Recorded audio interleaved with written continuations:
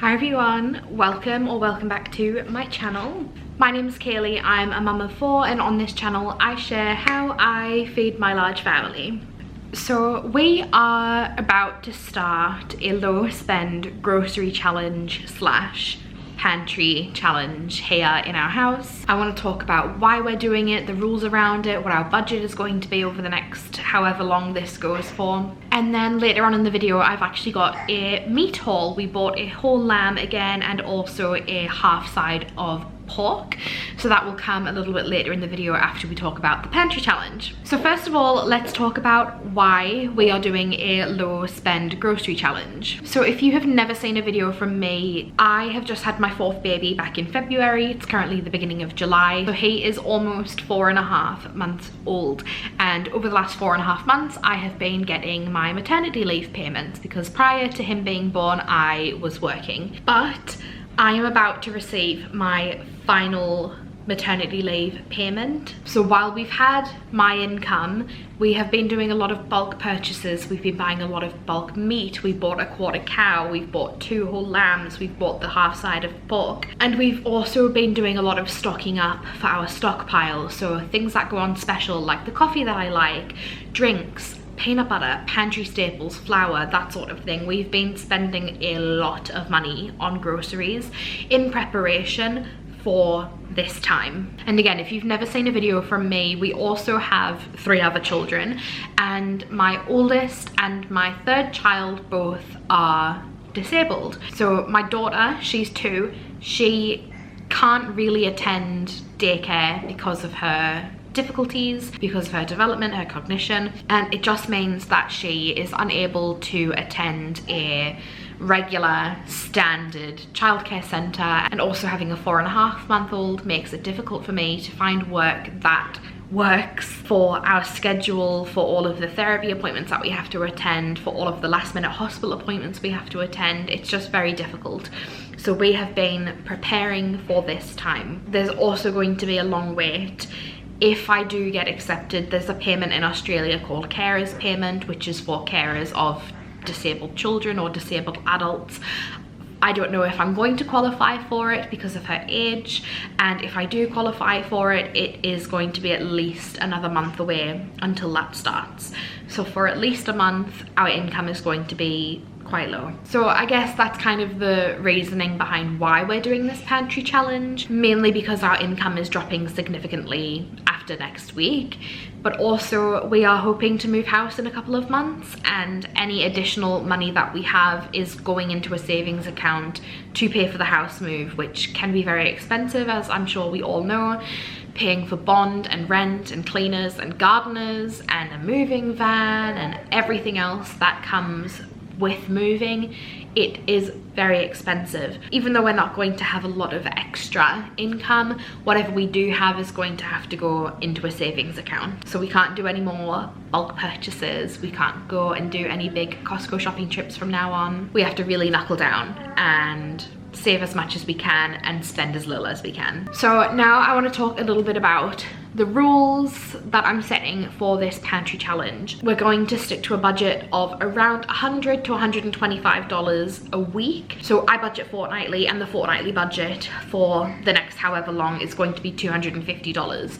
So that means I could spend $250 one week and then the next week I have nothing left in the budget. Or it could mean I spend $20 one week and then I've got $230 the next week. But if we are going through this pantry challenge and we think, no, we don't need to be spending $125, we can just always reduce it. Now, I did talk a little bit last night to my husband about what we are allowed to purchase during this pantry challenge, and I said pretty much just the essentials really. So we've got milk, bread, eggs, yogurt, fruit, anything that we deem as like a necessity, things that we go through quickly or things that are for the kids, stuff like that. I did say to him, if there is something that goes on sale or if there's something that's a nice to have and we have that remaining money in our budget, I'm not going to beat myself up for buying something.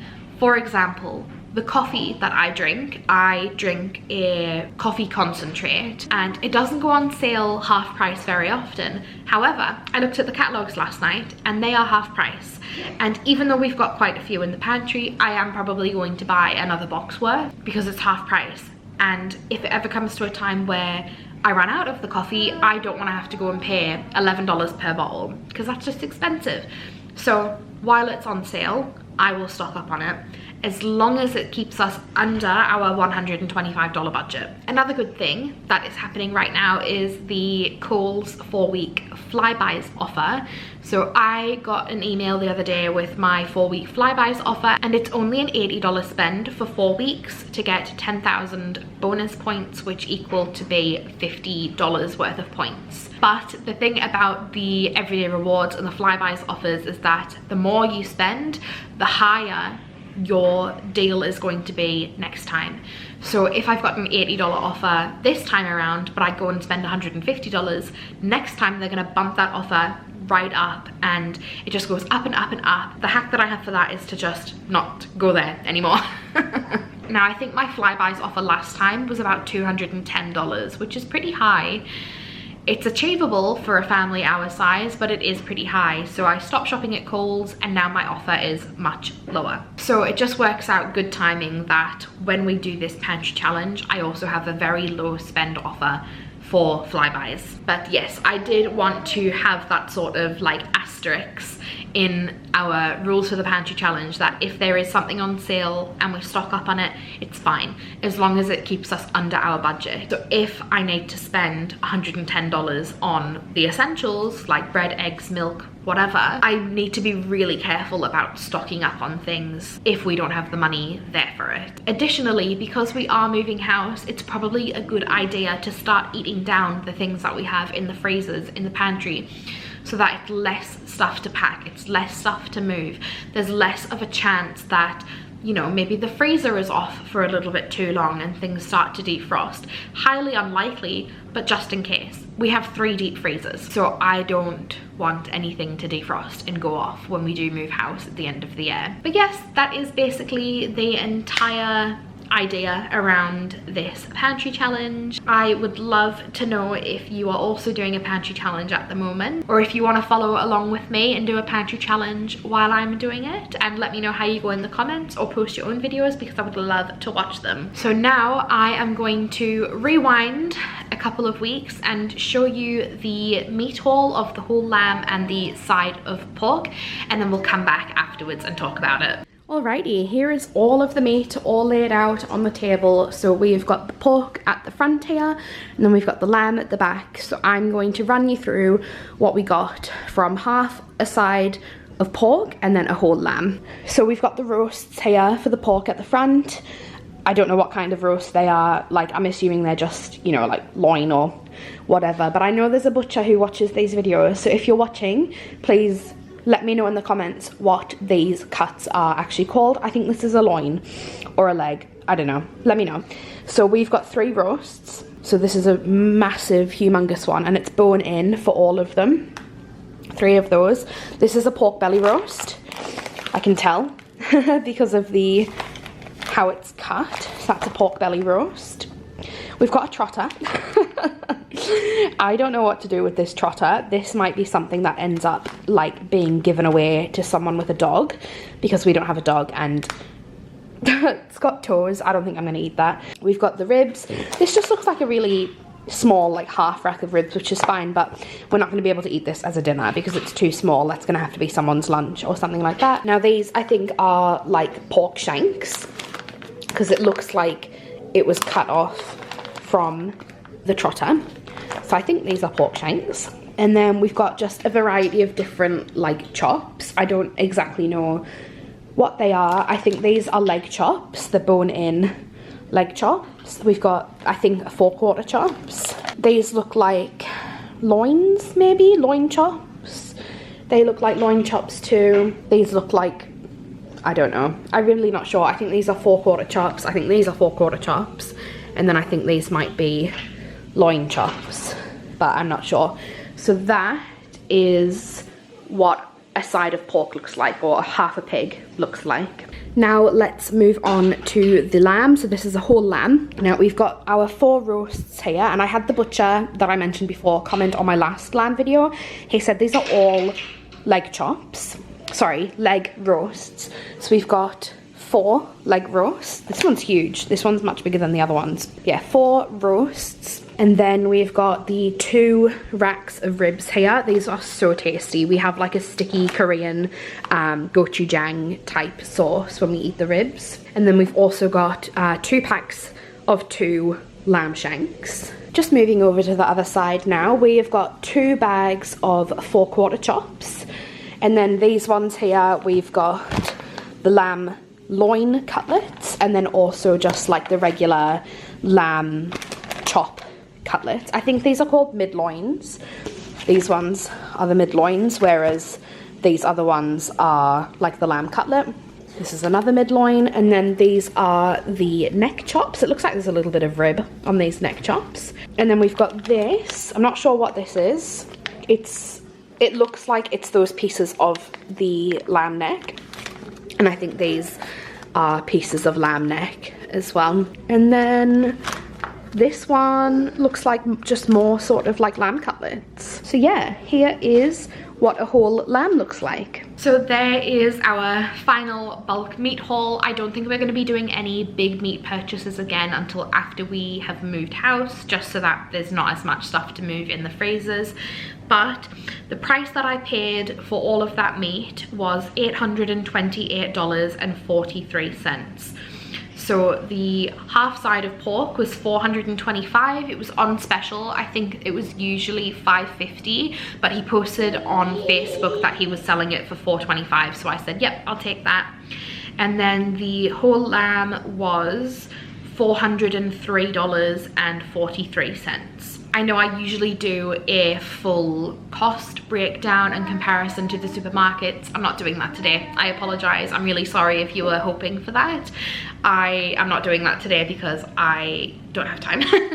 My baby is waking up, so I need to wrap this up quickly. So last week we went to Costco and we did a massive stock up on a bit more meat, stuff like chicken and mince and stuff like that, and then also pantry things like flour, chocolate chips, that sort of thing. So I did film a haul and that is going to be coming soon. I just want to preface and say that that happened last week. It's not happening after this video. I'm filming this portion of the video quite a few weeks after the meat haul and a week after the Costco haul. So just in case you might get a bit confused on the timeline of things, the Costco haul happened before we decided to do the pantry challenge. So the Costco haul is probably going to come next in this little series, and then I'm thinking I might film a organization video because we have 3 deep freezers and we've got 2 pantries, and it's getting a little bit difficult in the freezers to find things. So I'm kind of planning on having a day where I pull everything out of the freezers, reorganize it, put it back in. Same with the pantries, pull everything out, reorganize it, put it back in. But we'll see, because it can be a little bit of a nightmare. And I have already kind of been reorganizing little bits at a time where I can. Like yesterday I organized the mince drawer because I had mince like in 2 different freezers and in multiple different drawers in one of the freezers, and I was like, this isn't working. I need to have it all in one area. And then after that organization video, if I do end up filming it, there will be a tour. So I will go through all of our freezers, I'll go through our pantries, we'll have a look at what food we have available in the house. We do have a lot, so I'm not worried that this challenge is going to be difficult.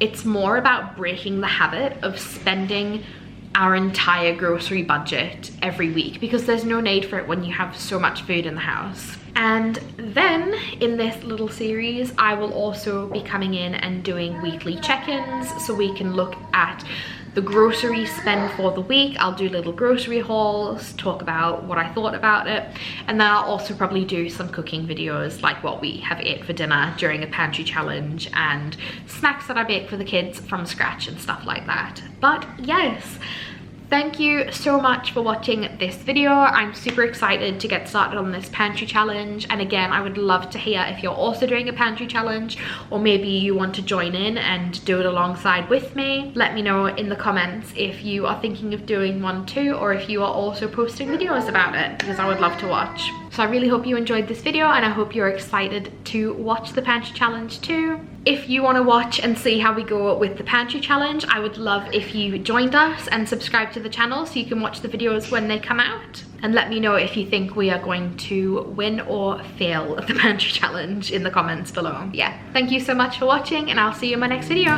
Bye!